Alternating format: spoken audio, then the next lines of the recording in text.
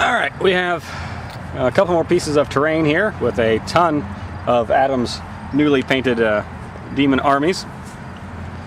This first piece here is an urban setting. Got lots of craters from impacts from, I guess, Imperial Guard bombardments, vehicle tracks, holes blasted through walls, a lot of bullet damage all around. This is apparently a very heavily guarded objective. We've got all sorts of juggernauts, both metal and plastic varieties. And what are these? Just this is the Blood Crusher. These are Blood Crushers, which is the bloodletter on a juggernaut. That happens to be the Skull Taker. Right, we've got Captain Skullfucker here. Skull Taker, his name's Azul. I don't care what color he is. He can be Azul, Goldenrod. Okay.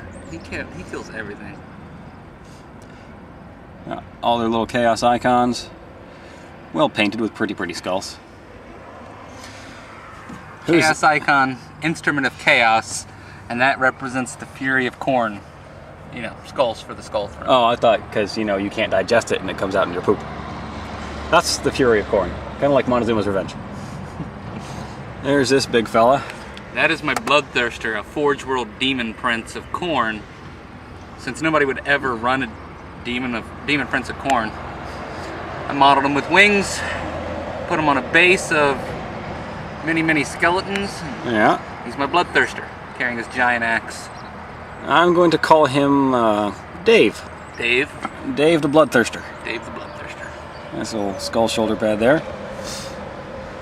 Demon Prince of Nurgle, who has dismembered a Grey Knight. A Grey Knight is a member of the Demon Hunters. He just fought and killed the original appearance of Iron Man. There's the Great Unclean One. That's War Machine, not Iron Man. Come on. Well, the first appearance he was gray. Well, right. Well, it's War Machine. I wouldn't kill Tony Stark. Guy's not worth my effort. That would be a Great Unclean One. Actually, this looks like a newly painted version. No, it's the same one I've had. He's he's just not a model I ever get out really, because he's only good at lower point games, and everyone I play with tends to want to play high point games. Yeah, it's very attractive. Custom Plague Bearers. Jumping up front here with Cthulhu heads. That is actually a Gene Stealer, an Imgarl Gene Stealer head on a Space Marine body. This is what happens to Space Marines when they get too close to the Great Unclean One. They turn into Plague Bearers of Nurgle. Each one's uniquely customized by heat. Yeah, soldering iron and a lighter. It's amazing what you can do. The Down arms here are mixed Tyranid arms, Orc arms, Space Marine arms. Same with the swords. It's a power sword, and some of those are just bits from Soul Grinders. That sounds like a terrible dance show on BET. Sorry. No such thing as a terrible dance show on BET. True. And in the little bombed out door here, Bloodthirsters? Bloodletters. Bloodletters. Basically the same thing riding on the Blood Crushers. Yeah. It's just that these are bloodletters that have bested a Juggernaut, which is a rare occurrence. Because nothing. Nah, I'm not going to go. The neat thing about this terrain feature is, I will show you here in a second, is it's multi-sided. So we're going to take a second to reset, and we'll flip this one over. We'll be going from Khorne Nurgle to Slaanesh Tzeentch. Khorne Nurgle to Slaanesh Tzeentch. Collecting all the pieces. Today's presentation is brought to you by Sergei Jakimov's Rubber Underpants to help you contain your methane. What you're talking about, but I love it. You buy any product from a guy named Sergei Jakimov. From the proud Jakimov family. I did watch Iron Man 2 last night. Mickey Rourke is now my hero. Mickey Rourke's kind of a badass. He's a badass. Yeah, you almost kind of feel like, aside from being an idiot and bringing whips to a laser beam fight, you kind of root for the guy. Yeah, but the thing is, he had near incomprehensible Russian accent Yeah. which I think is fitting because he should have a near incomprehensible Russian accent. It's Russian. It's near incomprehensible to us. I just wanted him Sexy. to, at one point, actually say Moose and Squirrel. Of course, I want anybody to say Moose and Squirrel. His name was Ivan, not Boris. Same thing. I actually think that it's not. Brainstone. Ivan, Boris, Sergey. Which in German might mean very gay.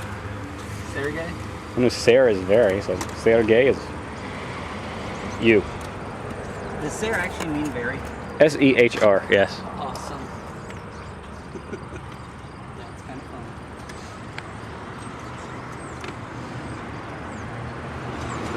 Blood letter swords make for very hard magnetization. Yeah, all of the gravel and sand here, it's gravel and sand. I'm not that creative, so I used gravel and sand.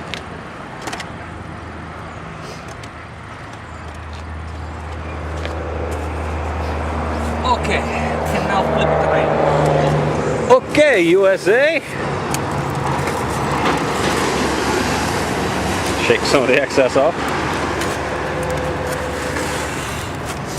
Take one down and pass it around. Now you have some sort of desert tomb playset-y thing. On this one, again, you've got a number of inner corridors, small passages, sand traps, holes in the wall. Try to include that one in there. Yeah, we can get it all in one shot. Lots of little doors for creatures to pass through. Hidden passageways underneath. Again, damage from either weapons or time. This large piece was basically created so I can see what effects spray paint and soldering iron or a wood burner would have on the foam. Just wanted to see what sort of damage it would do. A sort of disintegration at the top and the heat on the side burning the walls. We have all sorts of pink horrors. And we've got the Changeling, our scroll. Our drunken scroll. Aren't they all? And back here. Fiends of Slaanesh, custom built. That is a factory. Fiend of Slaanesh, which is an okay model. Yeah. I like mine though. And you got the scorpion legs. And for the most part, you're looking at scorpion legs and tails. You're looking at Seeker, which is these guys. Their bodies and front claws from a demonette. Yeah. A lot of Seekers up here at the front entrance. For any of Adam's real demons, they always go to the back. Hey That's man, a it's Slaanesh. That's true. Did you see Scarbrand? I think this is Scarbrand. With the double axes. He's not actually on a base at the moment, he's just kind of hanging out. But I like the kind of purple around the lips and the foaming blood. He's a bloodthirster of Khorne with Demon Prince axe arms and the head modeled to look upward as though he's shouting into the sky, bellowing his rage, which is his unique ability. So he's basically singing a bunch of old Danzig songs. No, Mother! it's not a... Oh, he said Danzig. I thought he said dancing. Oh, he likes dancing songs too. No, Danzig would actually work. By the way, he is modeled after Ray Lewis. Yeah. He's even got some purple on there. Yeah, got the raven purple on his mouth. Nice. And he will shiv you. we will shiv you. Alright, we got big Captain Crabhand Walkie Man. That would be a Soul Grinder. Oh yeah, Soul Grinder. That Soul Grinder is painted to go with my Slaanesh and Tzeentch army. Purple and orange being colors that would blend well. Mm-hmm. More of the metal style legs, contrasting the stone construct you had before. Yeah, my Nurgle Demon Prince. Yep.